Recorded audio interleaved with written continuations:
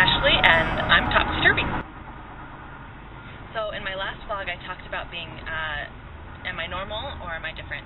And what is normal is a question that I often bring up. It's probably one of my phrases that people hear way too often.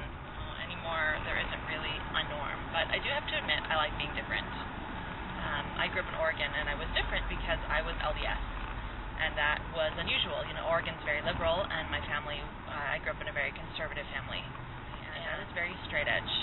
And then I moved out of the house and stretched my wings a little bit and got a little crazy. Well, for an LDS girl. You know, after a couple of years, I ended up with a tattoo, but that was about as bad as it got. Well, bad being a relative term, but I liked being different. You know, that's probably one of the reasons that I went into theater. You know, it's a place where you can be as crazy and as fun and as silly as you want, and I really enjoyed it.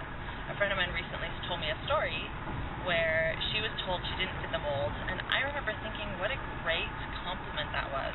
Who wants to fit the mold? Who wants to fit what other people think of yourself? I have to admit, I'm a little bit of a hypocrite here because, while I don't care about fitting society's mold, I care very much about what my parents think of me still. And that can be a little debilitating sometimes because I'm very different from my parents,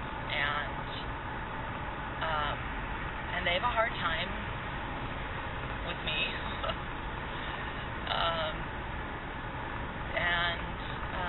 So that's difficult. So while I don't care what most people think about me, I do care very deeply what my parents think about me.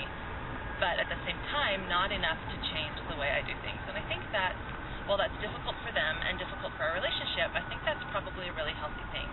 It's good to care about what other people think and to take it into consideration, but I don't think it should ever, what other people think of you shouldn't change your own beliefs. It shouldn't change the way that you feel is the right way to live your life, especially when it comes to parenting. I'm in a very different situation than my sisters and then my parents and my sister-in-laws and most of my friends. And while they have a very distinct opinion on how I should be a parent, I know that it doesn't work for me. I know that the way I'm doing it, while it is very different from the way I grew up, is what my kids need.